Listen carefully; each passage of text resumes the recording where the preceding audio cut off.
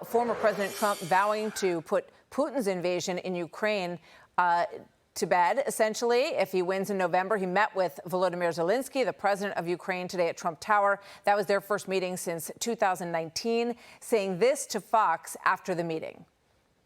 I learned a lot, but I think I haven't changed from the standpoint that we both want to see this end, and we both want to see a fair deal made. And it's got to be fair, and I think that'll happen at the right time. I think it's going to happen. The president wants it to end, and he wants it to end as quickly as possible. It should stop, and the president wants it to stop, and I'm sure President Putin wants it to stop, and that's a good combination. Joining me now exclusively, House Speaker Mike Johnson. Speaker Johnson, good to have you here. We're going to get back to Ukraine, but let me get your reaction to this breaking news that is happening right now in the Middle East. This is a big day for news, and there's a common denominator in so much of what is happening today, what you're talking about on the airwaves, and that is Iran. It is through their proxies that they are engaging in all sorts of evil. There in Israel, of course, and even here in the U.S. That's the headlines across the board. They must be dealt with appropriately. We need strength back in the White House, and that's the other common denominator here.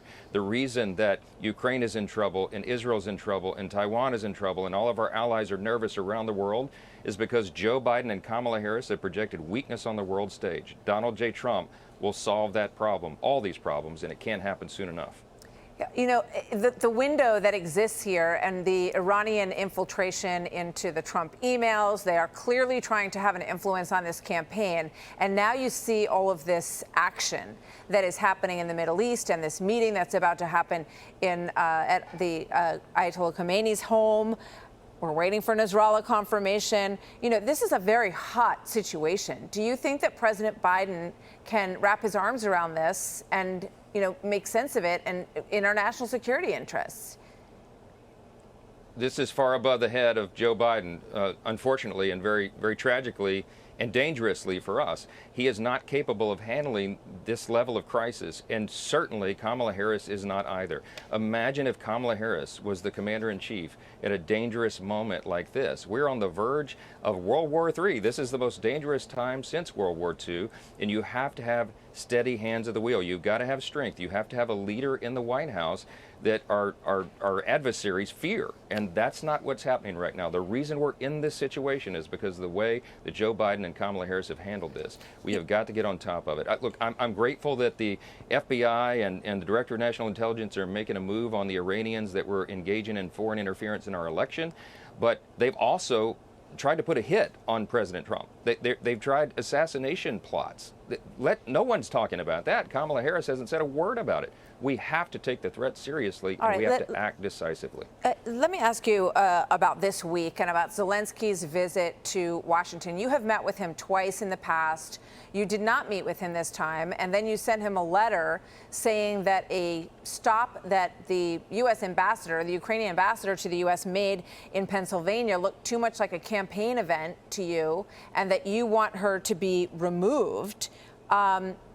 You said he must remove her. So I guess my question is, or what?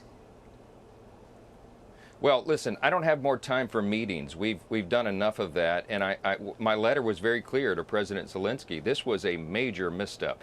At a time when he needs the support of everyone in America from all parties, he should not be showing up at a campaign event for Kamala Harris, which is effectively what that was. They flew him around on a taxpayer-funded jet to go to an event in Pennsylvania, one of the key swing states in the election, to appear with a panel of Democrats, from the nominee for the Senate, the incumbent there, to House races, and the governor who showed up, who almost was the vice presidential pick on the Harris ticket. It's unacceptable. He can't do that. I'm glad that he met with President Trump today, but he's got a lot more to do, and I think removing the ambassador is an important step to make a statement. I'm assuming that you haven't had any. This is a big mistake. Any decision on that from them. We haven't heard any decision on that from them. But I guess what I'm asking is, does this signal any shift in your support for the Ukraine cause? Do you still stand by, because you've supported the all of the funding that has gone to Ukraine, and $8 billion more just went this week. Do you support that $8 billion more for military aid to Ukraine? Well, the funding that Congress voted on months ago was important to prevent Russia from taking the capital city of Kyiv and setting up on the border of Poland, which would have then required us to fulfill our NATO obligations and send our soldiers there to help defend a NATO ally. We couldn't do that. As I said very clearly, I would rather send bullets to Ukraine than boys, American soldiers. But this is now a different phase. And what President Trump said today is exactly right. None of this would have happened if he had been in the White House. And that's very clear. I think President Zelensky agrees with that and understands it. And this cooperation is very important to make sure that evil doesn't prevail. All right. Do you support the $8 billion that went this week? Is that a no? That's not new money. That was already money that Congress allocated. When we get into the first quarter of next year, we'll decide all that. But President Trump will be in the White House, and he'll be able to direct how all that's handled. Speaker Johnson, so much happening, and we really appreciate you weighing in. Thank you very much for coming today. Good to have you here. Thank you. Thank you. You too. I'm Steve Doocy. I'm Brian Kilmeade. And I'm Ainsley Earhart. And click here to subscribe to the Fox News YouTube page to catch our hottest interviews and most compelling analysis.